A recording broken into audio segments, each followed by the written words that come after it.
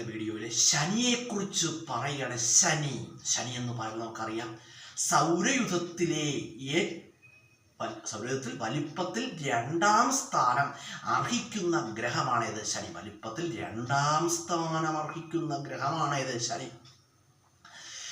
വലിപ്പത്തിൽ 2ാം സ്ഥാനമാണ്. അതുപോലെ തന്നെ വലിപ്പത്തിൽ 2ാം സ്ഥാനം അർഹിക്കുന്ന ബാഹ്യഗ്രഹവും ഏത് തന്നെയാണ്? ശനി തന്നെയാണ്. വലിപ്പത്തിൽ 2ാം സ്ഥാനം അർഹിക്കുന്ന ബാഹ്യഗ്രഹവും ഏത് തന്നെയാണ്? ശനി തന്നെയാണ്. അതുപോലെ ശനിയെക്കുറിച്ച് പറയുകയാണെങ്കിൽ വലയങ്ങളുള്ള ഗ്രഹം ഏതാണ്?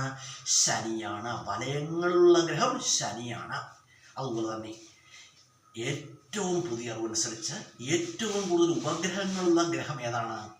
ശനിയാണ് കേട്ടോ. ഇപ്പോൾ നെറ്റിലൊക്കെ കാണിക്കുന്നത് ഏറ്റവും കൂടുതൽ ഉപഗ്രഹങ്ങളുള്ള ഗ്രഹം എന്ന് നമ്മൾ നെറ്റിൽ സെർച്ച് ചെയ്താൽ നമുക്ക് കാണാൻ കഴിയുന്ന ആൻസർ ശനിയാണ് കേട്ടോ.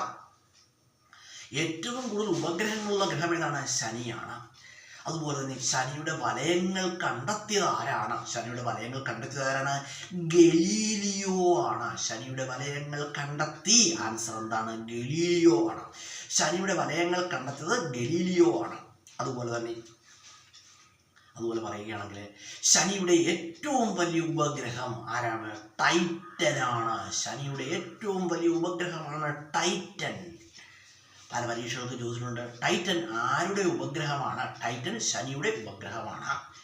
ശനി ഏതു പേരിൽ അറിയപ്പെടുന്നു? ശനി ഒരു പേരിൽ അറിയപ്പെടുന്നുണ്ട്. വാതക ഭീമൻ എന്നറിയപ്പെടുന്നത് ആരാണ്? ശനിയാണ്. വാതക ഭീമൻ എന്നറിയപ്പെടുന്നു. ആൻസർ ശനി. അതുപോലെ മരണനക്ഷത്രം എന്നറിയപ്പെടുന്ന മീമാസ് ആരുടെ ഉപഗ്രഹമാണെന്ന് ചോദിച്ചാൽ ആൻസർ ശനിയുടെ ഉപഗ്രഹമാണ്. മരണനക്ഷത്രം എന്നറിയപ്പെടുന്ന മീമാസ് ആരുടെ ഉപഗ്രഹമാണ്? ആൻസർ എന്താണ്? ശനിയുടെ ഉപഗ്രഹമാണ്. മരണനക്ഷത്രം എന്നറിയപ്പെടുന്ന മീമാസ് ആരുടെ ഉപഗ്രഹമാണ്? ശനിയുടെ ഉപഗ്രഹമാണ്. അതുപോലെ ശനിയെക്കുറിച്ച് നമ്മൾ പറഞ്ഞു ശനിയുടെ വലയങ്ങൾ കണ്ടെത്തുന്നത് ഗലീലിയോ ആണെന്ന് പറഞ്ഞു. കുറച്ച് കണ്ടുപിടുത്തങ്ങൾ നമുക്കൊന്ന് പറയാം.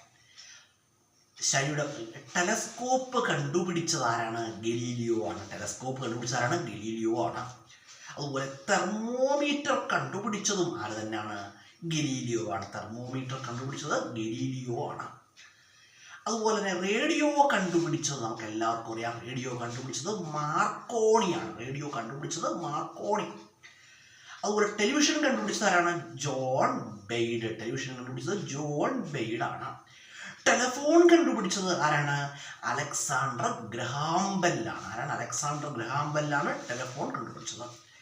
അതുപോലെ തന്നെ സെല്ലുലാർ ഫോൺ കണ്ടുപിടിച്ചത് ആരാണ്? മാർട്ടിൻ കൂപ്പർ ആണ്. അതുപോലെ തന്നെ വൈദ്യുത ബൾബ് കണ്ടുപിടിച്ചത് ആരാണ്? തോമസ് ആൽവ എഡിസൺ ആണ്. അച്ചടിയന്ത്രം കണ്ടുപിടിച്ചത് ആരാണ്? ഹെർമൻ ഗുണ്ടർട്ടാണ്.